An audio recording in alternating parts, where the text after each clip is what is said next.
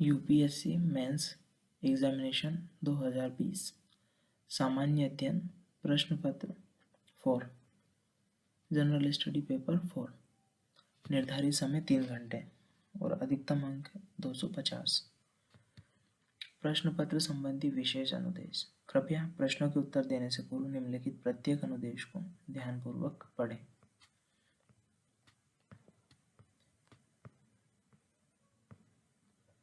Section A. Question number first है व्यापक राष्ट्रीय शक्ति CNP के 3 मुख्य घटकों जैसे मानवीय पूंजी, मृदु शक्ति, संस्कृति और नीतियाँ तथा सामाजिक सद्भाव की अभिवृद्धि में नीति शास्त्र और मूल्यों की भूमिका का विवेचन कीजिए। फर्स्ट है discuss the role of the ethics and value in enhancing the following 3 major components of comprehensive national power CNP with human capital, soft power, culture and policies and social harmony। 150 words 10 marks का question है। Question number first B. शिक्षा एक निषेधाज्ञा नहीं है, वह व्यक्ति के समग्र विकास और सामाजिक बदलाव के लिए एक प्रभावी और व्यापक साधन है। उपरोक्त कथन के आलोक में नई शिक्षा नीति 2020 NEP का परीक्षण कीजिए। Education is not an injunction, it is an effective and pervasive tools for all-round developments of the individual and social transformation. Examine the new education policy 2020 NEP 2020 in light of the above statement। 150 words। Question number 2A। घृणा व्यक्ति की बुद्धिमत्ता और अंतःकरण के लिए संहारक है, जो राष्ट्र के चित्त को विषाक्त कर सकती है। क्या आप इस विचार से सहमत हैं? अपने उत्तर की तर्कसंगत व्याख्या करें। 150 words। Hatred is destructive of a person's wisdom and conscience that can poison a national spirit। Do you agree with this view? Justify your answer। 150 words।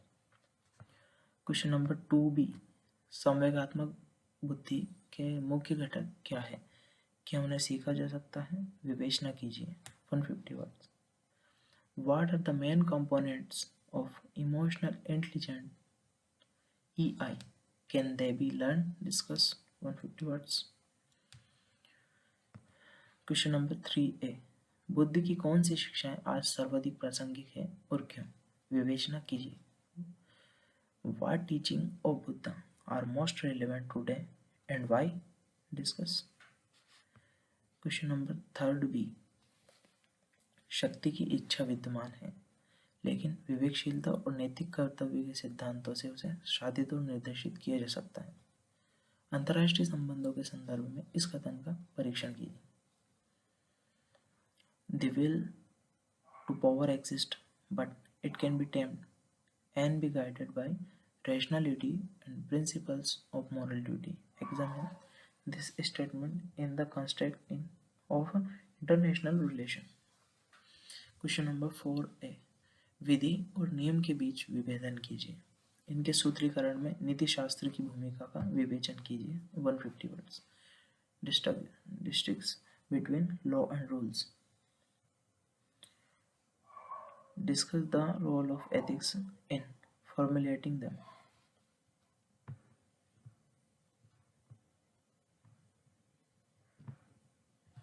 Question number 4B। सकारात्मक अभिवृद्धि एक लोक सेवा की अनिवार्य विशेषता मानी जाती है, जिसे प्रायः नितांत दबाव में कार्य करना पड़ता है। एक व्यक्ति की सकारात्मक अभिवृद्धि में क्या योगदान देता है? 150 वर्ड्स में लिखना है ऐसे में। A positive attitude is considered to be an essential characteristic of a civil servant who is often required to functions under extreme stress. What contributes to a positive attitude in a person? Question number 5A। Bharat में लैंगिक समानता के लिए कौन सा मुख्य कारक उत्तरदायी है? भारत में लैंगिक असमानता के लिए कौन से मुख्य कारक उत्तरदायी हैं? इस संदर्भ में सावित्रीबाई फुले के योगदान का विवेचन कीजिए। 150 words. What are the main factors responsible for gender inequality in India? Discuss the contribution of Savitribai Phule in this regard. 150 words. Question number 5B। सामयिक इंटरनेट विस्तारण ने सांस्कृतिक मूल्यों के एक विभिन्न समूह को मानसिक किया है जो प्रायः परंपरागत मूल्यों से संघर्षशील रहते हैं। विवेचना कीजिए। The current internet expansion has instilled a different set of cultural value which are often in conflict with traditional value. Discuss 150 words. Question number 6। निम्नलिखित में से प्रत्येक उदाहरण का आपके विचार से क्या अभिप्राय है? What do each of the following quotations mean? What do each of the following quotations mean to you? Question number 6A। किसी की भत्सा नहीं कीजिए। अगर आप मदद का हाथ आगे बढ़ा सकते हैं तो ऐसा कीजिए, यदि नहीं तो आप हाथ जोड़िए, अपने बंधुओं को आशीर्वचन दीजिए और उन्हें अपने मार्ग पर जाने दीजिए। Swami Vivekananda. Condemn none. If you can stretch out a helping hand, do so. If not, fold your hands, bless your brothers and let them go their own way. Swami Vivekananda. Question number 6B। स्वयं को खोजने का सर्वोत्तम मार्ग वह है कि अपने आप को अन्य की सेवा में खो दे। स्वयं को खोजने का सर्वोत्तम मार्ग यह है कि अपने आप को अन्य की सेवा में खो दे। Mahatma Gandhi. The best way to find yourself is to lose yourself in the service of others. Mahatma Gandhi. 150 words 10 marks का क्वेश्चन है। Question number 6C। नैतिकता की एक व्यवस्था जो कि सापेक्ष भावनात्मक मूल्यों पर आधारित है केवल एक भ्रांति है, एक अत्यंत अशिष्ट अवधारणा जिसमें कुछ भी युक्ति संगत नहीं है और ना ही सत्य। सुकरात। A system of morality which is based on relative emotional value in a mere illusion, a truly vulgar conception which has nothing sound and it is the nothing true. Socrates. 150 words 10 marks question. यहाँ पे आ गई है case study, खंड B मतलब section B. तो ये है case study है। इसे पढ़ करके हमें इसके आधार पर जो नीचे क्वेश्चन दिए गए उनके आंसर करने हैं। Question number 7। राजेश कुमार एक वरिष्ठ लोक सेवक है जिनकी ईमानदारी और स्पष्टवादिता की प्रतिष्ठा है। आजकल वित्त मंत्रालय के बजट विभाग के प्रमुख हैं। वर्तमान में उनका विभाग राज्यों को बजटीय सहायता की व्यवस्था करने में व्यस्त है। इनमें से 4 राज्यों में इसी वित्तीय वर्ष में चुनाव होने वाले हैं।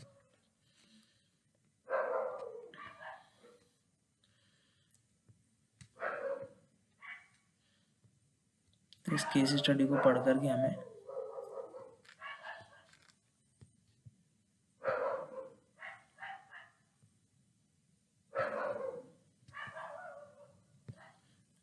इसके आधार पर ये जो यहाँ पे क्वेश्चन दिए गए हैं, जैसे क्वेश्चन नंबर A। कल्याणकारी योजना से निम्नलिखित योजनाओं में राशि के पुनर्विनियोजन में निहित नीतिपरक मुद्दे। Question number B। सार्वजनिक राशि के उचित उपयोग की आवश्यकता को ध्यान में रखते हुए राजेश कुमार के समक्ष उपलब्ध विकल्पों का विवेचन कीजिए। क्या पदत्याग एक योग्य विकल्प है? मतलब इस केस स्टडी के आधार पर अपन को ये question number A, question number B इसके आंसर करने हैं। ये केस स्टडी यहाँ पे इंग्लिश में दी हुई है। Discuss the following with reference to this case study. यहाँ पे एक दूसरी केस स्टडी दी हुई है जो कि क्वेश्चन नंबर 8 के रूप में है।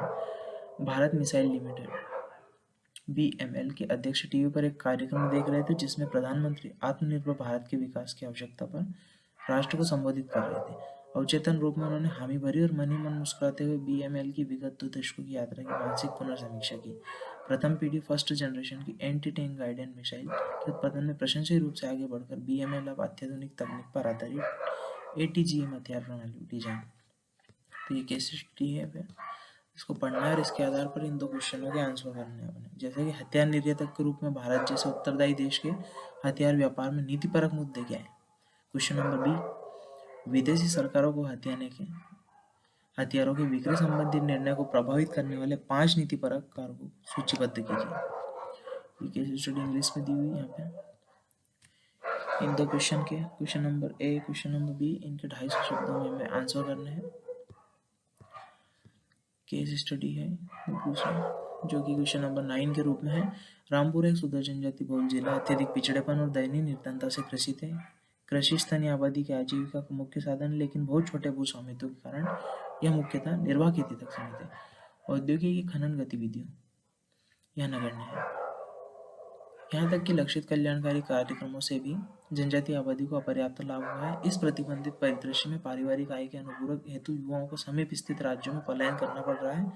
अवयस्क लड़कियों की व्यथा यह है कि श्रमिक ठेकेदार उनके माता पिता को बहला फुसलाकर उन्हें एक नजदीक राज्य में बीटी कपास फार्मों में काम करने भेज देते हैं।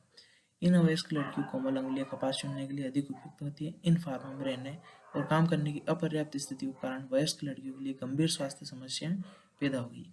मूल निवास और कपास फार्मों के जिलों में स्वयंसेवी संगठन भी निष्प्रभावी लगते हैं और उन्होंने क्षेत्र के बाल श्रम और विकास की दोहरी समस्याओं हेतु कोई ठोस प्रयास नहीं किया। आपको रामपुरा का जिला कलेक्टर नियुक्त किया जाता है।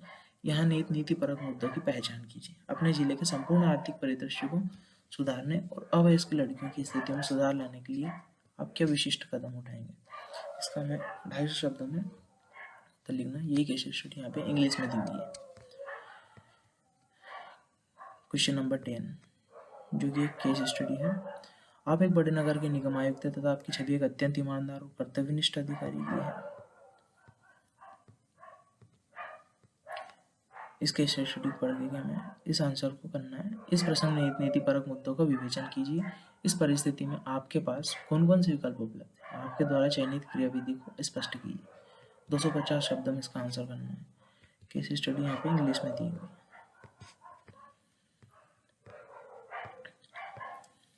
क्वेश्चन नंबर 11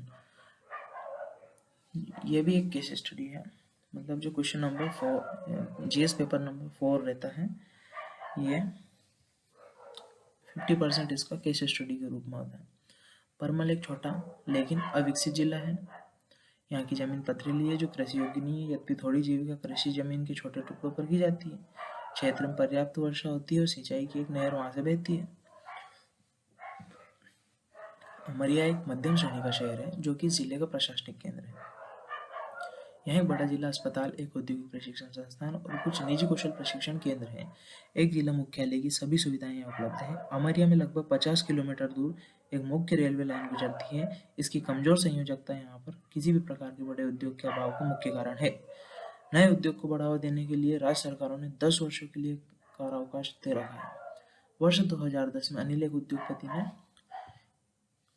ये केस स्टडी पढ़नी है हमें और इसके आधार पर ये देना है। एपीडब्ल्यू कहानी का आलोचनात्मक परीक्षण कीजिए और अंतर्निहित नीतिपरक मुद्दों को उल्लेख कीजिए। क्या आप एपीडब्ल्यू को पिछड़े हुए क्षेत्रों के विकास के लिए आदर्श मॉडल के रूप में देखते हैं? कारण दीजिए। 250 शब्दों में लिखना है हमें। ये केस स्टडी यहाँ पर इंग्लिश में दी हुई है। क्वेश्चन नंबर 12 नगरीय अर्थतंत्र के सहायक श्रमिक बल के रूप में मूक रहकर सेवा प्रदान करते हुए प्रवासी श्रमिक सदैव हमारे समाज के सामाजिक आर्थिक हाशिए पर रहे हैं। महामारी ने उन्हें राष्ट्रीय केंद्र बिंदु पर ला दिया है।